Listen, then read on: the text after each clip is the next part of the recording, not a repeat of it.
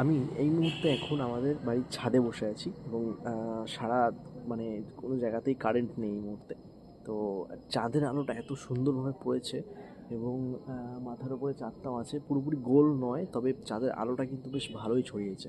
তো একটু দেখাই কত সুন্দর লাগছে।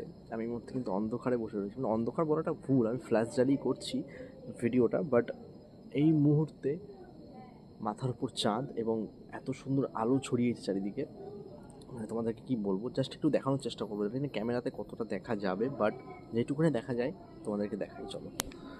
দেখো ছাদে ফ্ল্যাশটা অফ করি, প্রথমে ফ্ল্যাশটা অফ করি।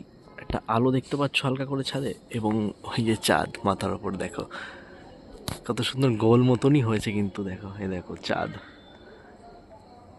এতটাই জুম হবে, দেখো প্রায় গোলই কিন্তু হিসাব মতো হয়েছে।